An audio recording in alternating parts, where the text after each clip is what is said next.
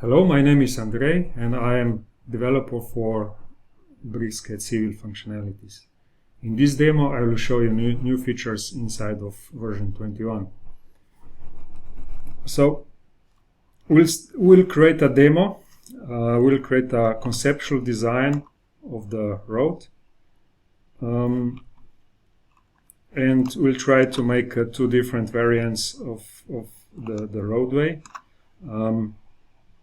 So I will start with this image. It's a geolocated raster image, and let's start the alignment.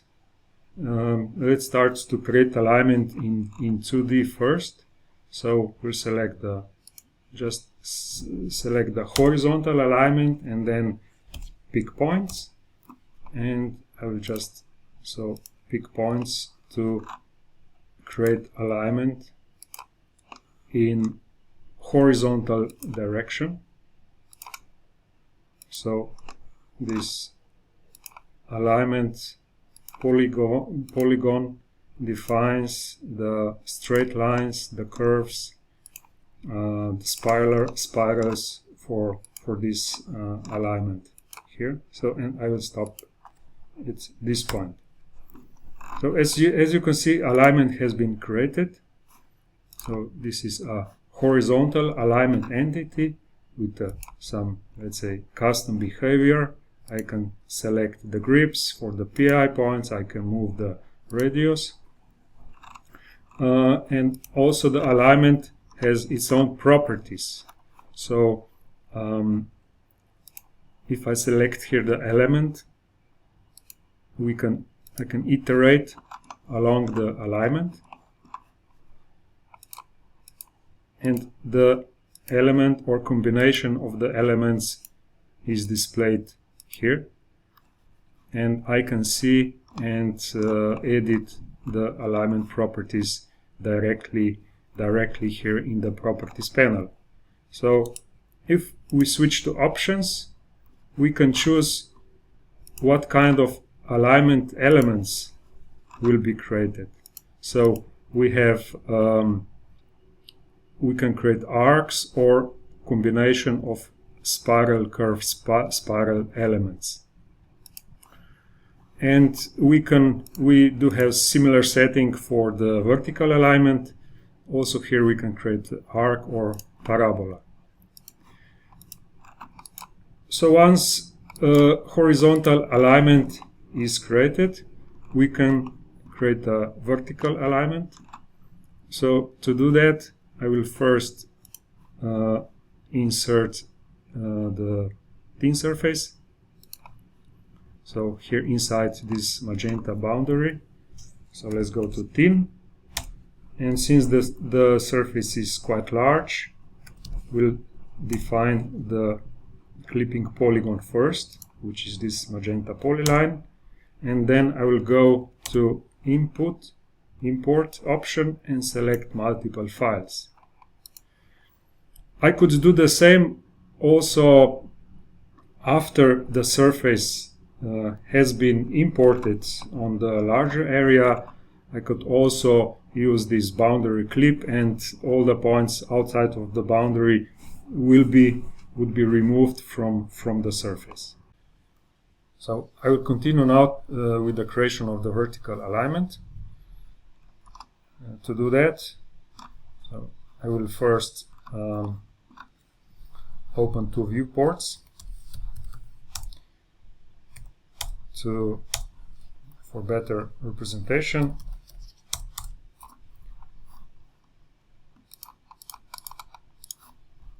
And start vertical alignment view command. First select the horizontal alignment, then select the thin surface and pick position in the drawing. So vertical alignment view has been inserted, and I can change some properties like vertical scale, horizontal scale, and base elevation for the vertical alignment view. So this vertical alignment represents the so the profile, the surface profile, so when the horizontal alignment is projected to the surface. But to design the roads, we need the design profile. To do that, we'll start alignment command and select vertical option and pick vertical alignment view. And now I have two possibilities. I can pick the profile manually or select automatic 3D alignment option. And now this vertical alignment has been created in the automatic mode, which means that design profile is created using the accuracy factor. And if I change this accuracy factor, also it's the vertical alignment changes, and it changes how this fits the profile, the existing ground profile. So also here we can iterate. Let me zoom in a little bit. We can iterate along the vertical alignment elements, and for each PVI point you see the properties here in the properties panel. So in our case, you can see that what we have here, we have radius, we have PVA station elevation, and we also have the grade in and the grade out. And in our example, the grade out is very high, so it means that the roadway here is too steep, will be too steep. So we need to make, let's say, different horizontal alignment, and we'll try with another alignment, not following the existing roadway, but we'll try to add the bridge on in this part. So for the first variant, I created the alignment using so-called traditional method. So design horizontal alignment in plan view, and then create a profile view, and to define the 3D alignment in such way. So now for the second alignment, I will create the alignment directly in 3D view. So to do that, we'll first assign this raster image to the surface as a material. Assign image, select thin surface, select image, and as you can see, now this material was assigned, and now I see exactly how this terrain looks like. I will turn off the existing image, and I will also turn off the existing alignments. So 3D, horizontal and vertical, just like this. And now we'll start the new design again, but this time, so horizontal, and instead of picking points, PI points, I will select the thin surface, and you will see the result here on the right side in the 3D view, and here on the left side I will just pick the points in the plan view. So pick the points like this, similar as before, but instead of following existing roadway, I will start with a bridge here, something like this, and then continue and stop here. And when I click OK, when I finish command, the 3D alignment here on the left side has been automatically created again using accuracy factor setting. For this alignment, I can again create a vertical alignment view.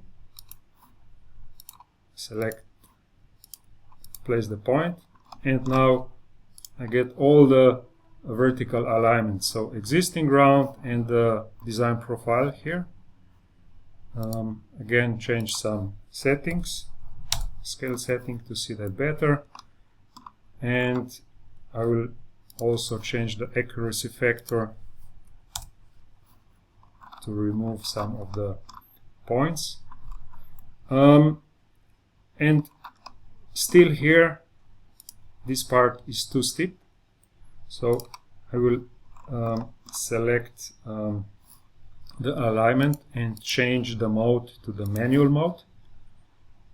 Now we get the grips here on the left side, and we can do the manual edits here, just like this.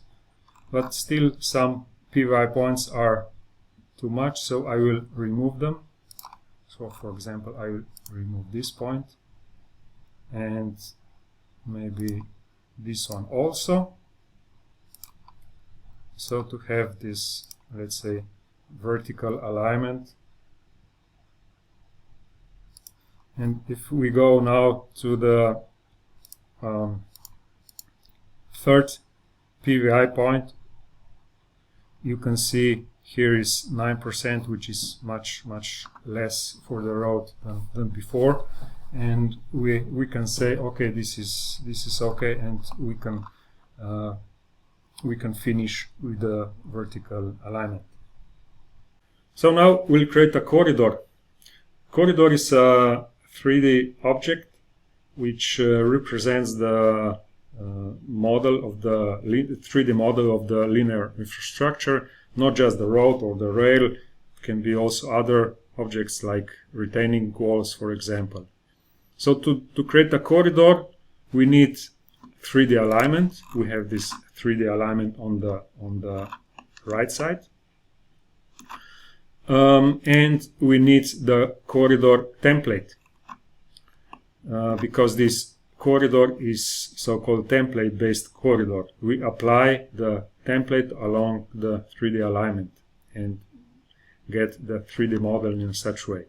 So first, what we have here, we have some closed polylines representing the cross sections, and we'll convert them first to the template elements.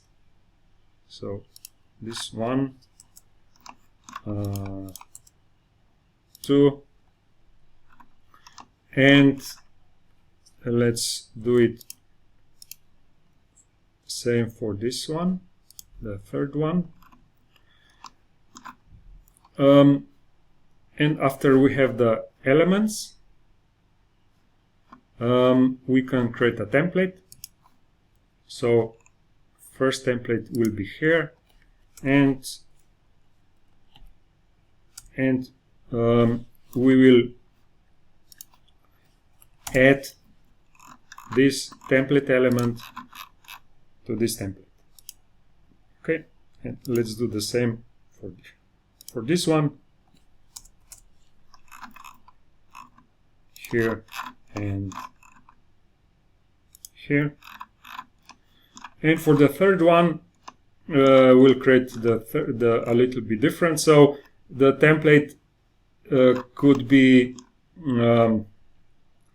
contain several template elements, not just one.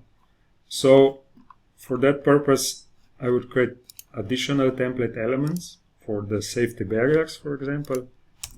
This is 1 and 2. Again, those are just ordinary polylines which are converted to the template elements. And if polylines are created inside of each other, then this function also represents can recognize the holes, just like is here for the bridge section. And let's create a third one, and I will attach first just this part to the template. Okay, we have 3 templates, and let's build the corridor. Alignment, template, start station, end station. And the first part of the corridor has been created. Now we will add the bridge template, and the bridge will be added not as a new corridor but as a new region. Select this one, start station, end station, and let's do that once again for the final part, for the third region. Select the template, and this is the station. So as you can see, we have now the corridor from the start to the end point. So let's check now the corridor. So the corridor is special entity with special properties. It's a full 3D object. We have the proper geometry here. And also here we can iterate through the regions, first, second, third region. And for some regions we can change the properties. For example, we can change start station, end station, or we can change the sampling interval. It means how dense this geometry is generated. So for example, on the bridge, I can change the sampling interval for the curve to 1 meter or even less, and you can see this bridge here is more precise as it was before. Another thing here is that I can change the visual style. We have different graphical representation of this entity, so you can turn on the template shapes, turn off the meshes, and now we can see the corridor like this, and we can also turn on the string lines to see it better. If we pick the grip here, we can change, for example, we can change the start or end station of the geometry of the corridor.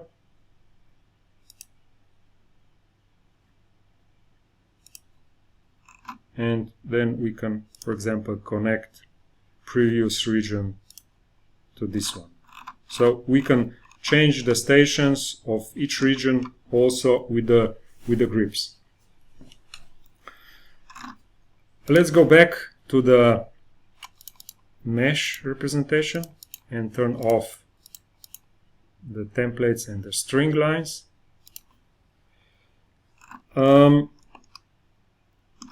I would like to change the cross-section of this bridge part here. So how can I do that? So go to the second region, which is my bridge, and as you can see here we have a template handle, and if I pick here I can select different template just like this, and as you can see the new template has been applied here for the bridge. What we can also do is go here to the template and add other or additional template elements. For example, this one, corridor template element. Okay, add, select corridor template element, which is this, and I will put it to this point. and as you can see on the right side, the model has been automatically updated. We'll do the same for the left barrier.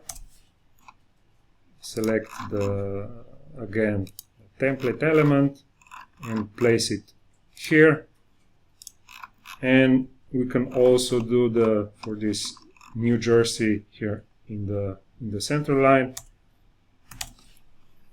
Select element and put it to the center line. So now we have different or new template element for the bridge part here.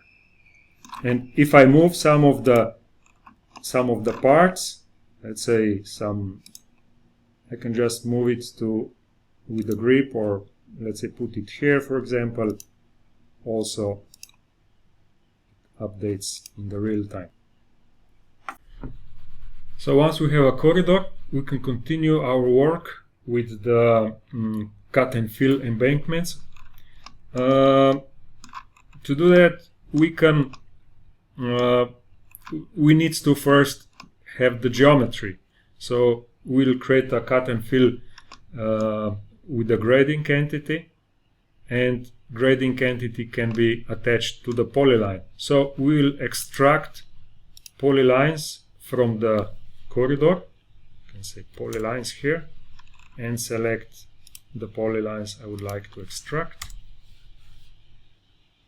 Yes, we'll dynamically link the polyline with the corridor, and now we'll go here and create a grading, specify the slope, and also the grading on the left side. So the corridor is dynamically connected with the alignment. So it means if I move the alignment, also corridor follows the new geometry. But not just the corridor, also the polylines which were extracted from the corridor were automatically updated, and also the gradings were automatically updated. So I can do the edits directly in the 3D space.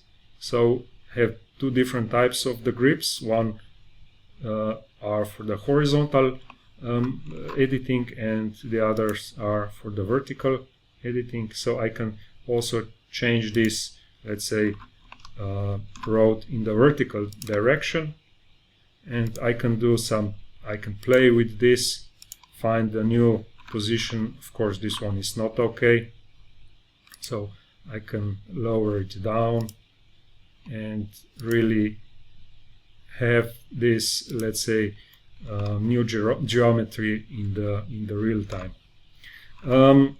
So to show the roadway corridor with the slopes also in the cut area, we can use the gradings as a surface boundary. So go to thin surface and add boundary, select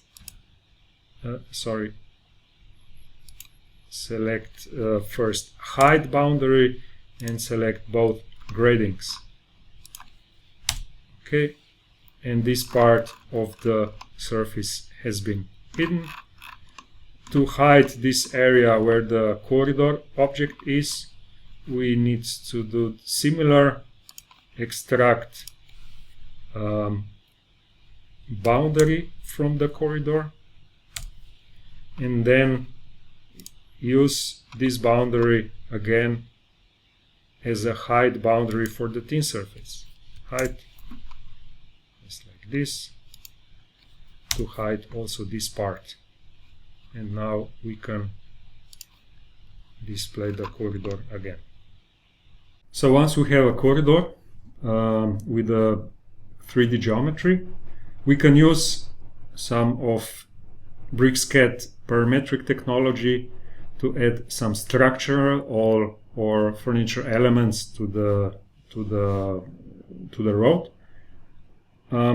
I have opened a new drawing with the same corridor, but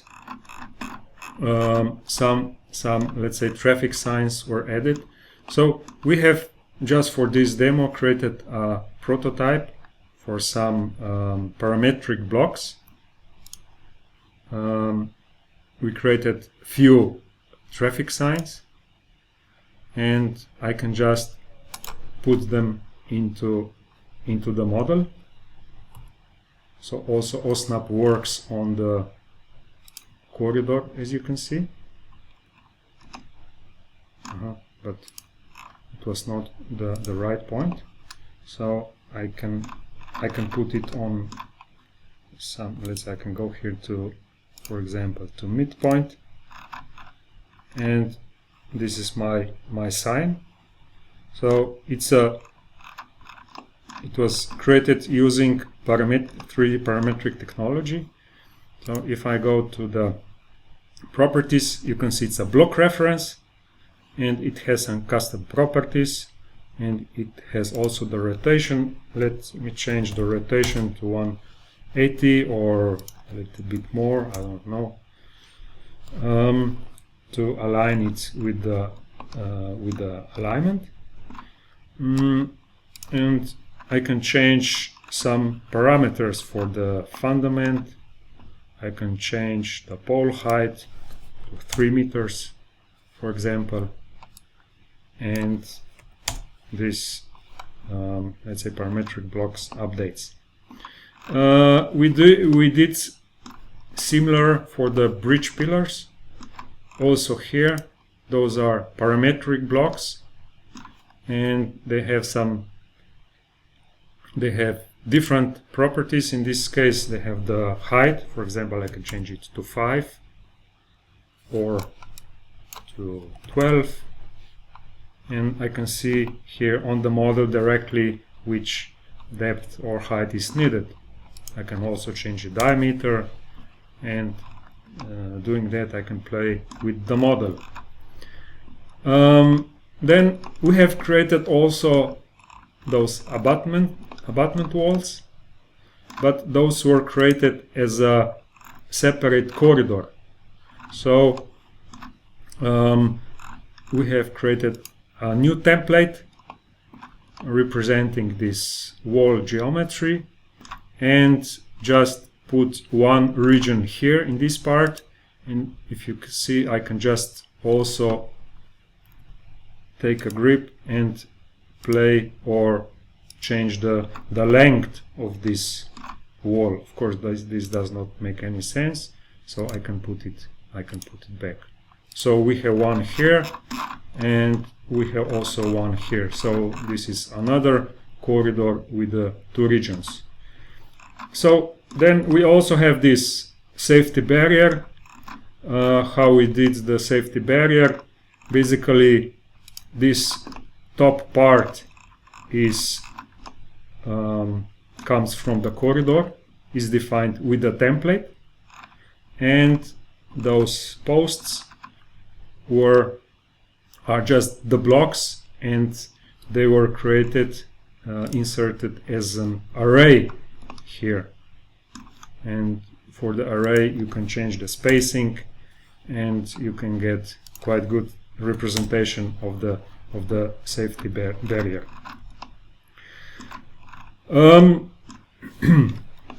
So once we have the geometry, so now this corridor is created as a corridor entity. We can create a sections using section plane commands. To do that, I will first extract solids from the corridor. So from the corridor you can extract mesh, solid, polyline for all shapes. And once we have a solid, we can do any let's say solid editing operations also here. And now let me hide the corridor, this one. So I have, as you can see here, it's a real solid. And if I would like to create a section to see how the road looks like in a cross-section view, I would also need to extract mesh from the surface. I will say mesh, and I will put some depth because I cannot create a section from the mesh with let's say 0.2. I cannot create a section from a mesh if it does not have the thickness. So now we have the mesh from the surface, so I can hide the surface, and we can go with the section plane command, specifying 2 points. I'll just put 1 point here and maybe 1 point here. So as you can see, this part cuts away and we have the really correct 3D geometry. Of course, I can play with it. I can also create a section here, for example, through the pillar. And once we have this, we can create a section. We can go here, for example, to see the section plane settings. Section plane, to turn on or off the visuals, representations that I don't need. So we'll leave here intersection fill, but I will turn off hidden lies, cutaway geometry, and everything else except the intersection fill. Okay, and now let's go and place this section plane block to the new viewport, so somewhere here. So start section plane to block command. I have to select the entities, so the entities are here, so the surface and the corridor, like this, or the mesh. Select the section plane, which is here, and specify the position here in this part. So, and as you can see here, we have now this section, exactly the exact section here in the section view. In this demo, I will show you how to use BricsCAD civil features for the earthwork design. So in this first demo, we have here the raster image with the magenta polyline, which represents the area where we would like to make some earthworks. So all what we have now, it's in 2D. So first we need to add the thin surface to the model. So go to civil, start with the thin surface. And since this thin surface is on larger area, I will first define the clip boundary. And select the files to create the thin surface just inside of selected polyline. Then, to get better representation, we'll assign thin image to the thin surface. Assign image, select thin surface, select image, and that's it. So now we can hide the raster image, and now from now on we can work directly in 3D space. I will turn off also this polyline.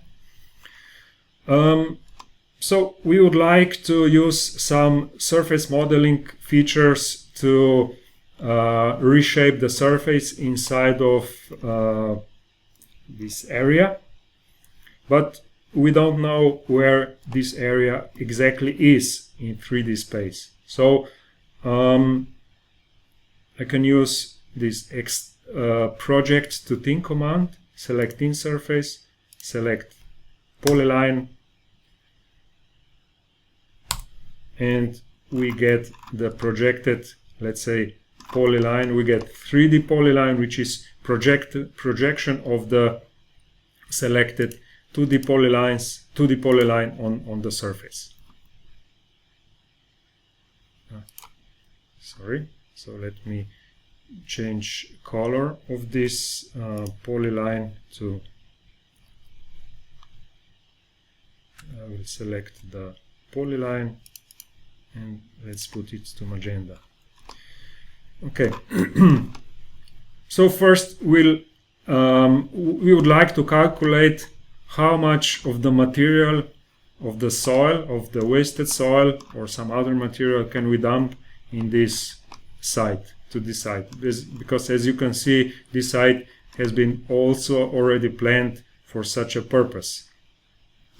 But we don't want to make it just flat. We would like to reshape it in a way that it somehow follow the existing, let's say, relief in the neighborhood. So first we'll use the modify deform command, specifying the contour. So if I move the mouse, you can see the contour on some elevation is automatically created, and it gives me the area, or it shows the area of this fill which will be applied here. So if I pick in this position, then I have questions. Shall I create a new surface or modify existing one? If I go for existing one, you will see this part of the surface will go up, just like this. And I have one, let's say, additional hole to be filled also here, and modify existing. Okay, also this part has been raised. So now this area is it's almost flattened. But I would like to see, or I would like to calculate the volume which was needed to fill this area. So to do that, I need to calculate the volume between two surfaces, between this modified and the original one. So I have to insert, or I will insert the existing ground surface again, and then use the volume command to calculate the volumes between two surfaces. So let's go again for the thin surface. Repeat again the clip boundary and select the files, just like before. So now I will have two surfaces on the same area. And as you can see, this part of the surfaces does not overlap. All the other parts are overlapping. And I can now go for a thin volume surface command, select base surface, which is this newly inserted, and comparison would be this one, modified one. And I would like, I also need to select the area where this volume surface will be created. So the it was, sorry, so it was, I selected the same surface by mistake. So I can repeat again. So thin volume surface, select base surface, is this one here. In comparison, is this one here. Okay, bounding area is here. Okay, now looks better. So this is the result of the volume calculation. So thin volume surface has been created, and you see the thin volume surface properties here, cut volume and fill volume values. So let's now turn off the, let's say, existing ground surface height, and let's do some more modifications on the, let's say, modified surface.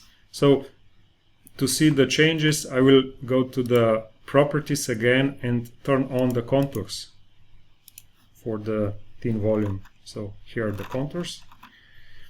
So this part here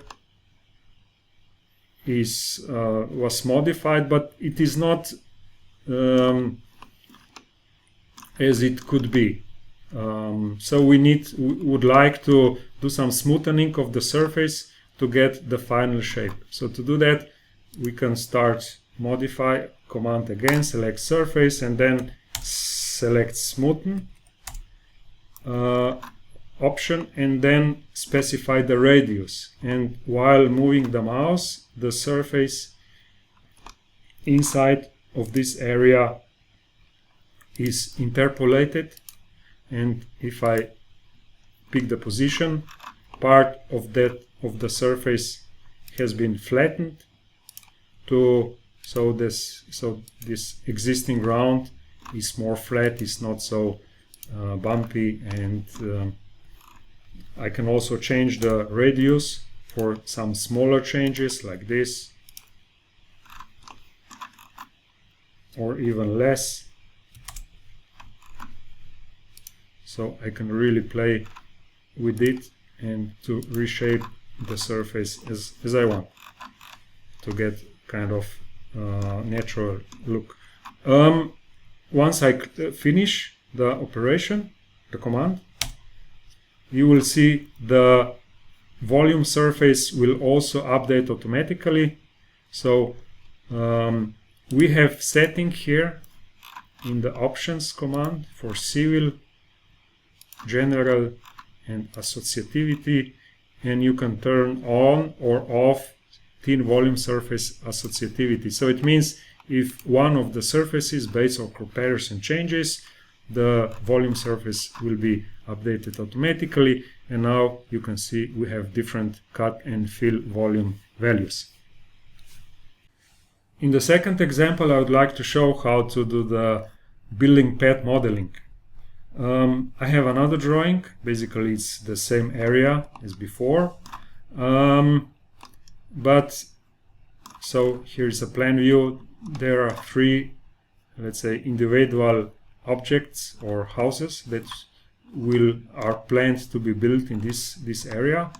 I already have the thin surface ready, so we'll just show it, and we'll hide the raster image like this, and again we'll first project those, let's say, polylines representing the building path footprints to the surface. So we have here the 3D projection, but I would like those building footprints to be flat, not just now they are draped to the terrain. So I will just copy, say, one by one. For example, this one will copy to this point.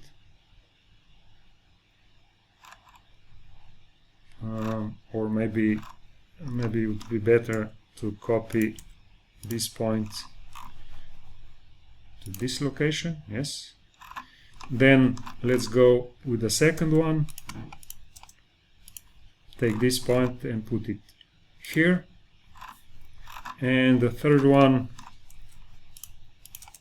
take this one and put it here. So we have the first approximation of the building path, let's say elevations. And we'll use the grading to create a building path geometry. So let's start with this one and specify the slope. Let's go for 45. Then go for the second one again, and for the third one as well. Okay. If I select the polyline, I can change the position of this polyline, and grading updates automatically. So I see this change in the real time, so I can better position or find better position for the building path. I can put it here. When I release the mouse, it's created with a full geometry. I can also select the polyline with a long click and get the manipulator here.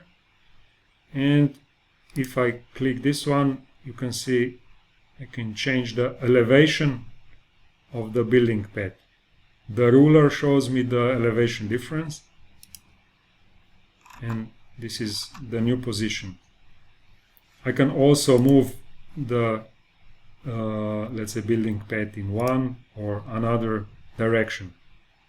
Of course, I could also select the grip to change the building path footprint. And let's do the same for the third one. Let's move it a little bit around like this. So if I select the grading entity, I have this cut and fill volume values here. And if I would like to balance the volumes, I can again select this polyline with a long click and change this vertical position. Let's put it 1 or 2 meters up. Change the, now it's only fill volume, cut volume is almost 0, so I need to go down. Let's go for something like this. Check the values, fill, cut. Yeah, it's still the fill is too big, so I need to do this operation again, lower it down a little bit. Sorry, half meter, and I can do such iterations and come to net volume close to 0, because I would like to have the volumes balanced, and have to do this manually. But we also have one command for do the balancing the volumes, the grading volumes. So select balance grading volumes, select the grading, enter the tolerance, and now a command will do these iterations for you. So it will find the best so building footprint elevation, where the cut and fill volumes will be almost the same. Depends on the tolerance parameter that we have set. So as you can see now, the net volume, so the difference between cut and fill, it's only 6 cubic meters, which is very small for such a project. So using balance grading command, we can simplify our work and get the results faster. So, and then if I select the gradings just like this, I can go and turn on the boundary to see how this building pad fits the existing ground.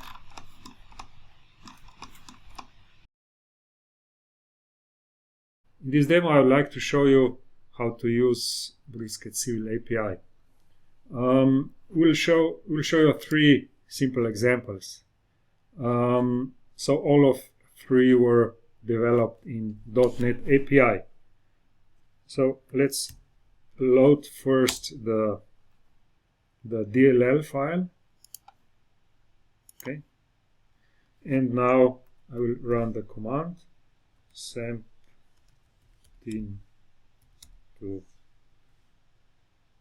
color elevation. So in this sample I select the surface, specify number of ranges 7, and select color scheme.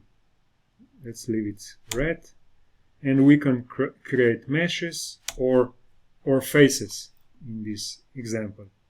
So what this function does, it splits this thin surface to selected number of elevation ranges and color each range, elevation range, with different red color. And let's hide the thin surface, and that is the result of this custom function developed with the BricsCAD Civil API. So if we check the code, I will go really quickly through the code. You will see that it's really easy to implement, and the API is ready and is capable a lot of different tasks. First, we select the surface, select number of ranges, specify color scheme, select mesh or face, and so on. Then first we get the surface object from the database. Then we'll make a copy of thin surface object, because we'll use some thin surface operations on this cloned object and not to damage the original one. We get all the triangles from the cloned surface and find the minimum and maximum elevations to get the elevation ranges. Then we calculate the contours for each elevation range and put those contours or break lines as a break lines to the thin surface. So then so the thin surface is triangulated, and we then read again the new triangles with the, let's say, applied break lines, and then for each triangle we calculate the elevation, get its color, and then create mesh or 3D face. The second example is kind of similar, but instead of coloring the elevation ranges, the surface triangles are coloring with different colors depends on their triangle slope. So we'll run thin to slope, select thin surface, specify number of ranges, specify color theme, let's say blue this time, and if we want to show it better, we can hide the thin surface. So this is the result. So every triangle has different blue color. And the third example is example about the alignments. So in this version, so version 21 has API for the thin surface grading and also for the alignments. So you can get or you can read all the alignment properties and geometry data from the alignment. So let's start command. Same alignment report is the command name. Select the alignment, specify the table point, and as you can see here, we have element name, line, spiral, curve, and so on. And for each element or sub-element of the alignment, there's the length, radius, a value if there is a spiral, direction, start point, and end point values. So some, let's say, typical values for the alignment. And if we check the code shortly, you can see here first we select the alignment, then we prepare all the data for the table. So it's just the usual CAD table which is used here.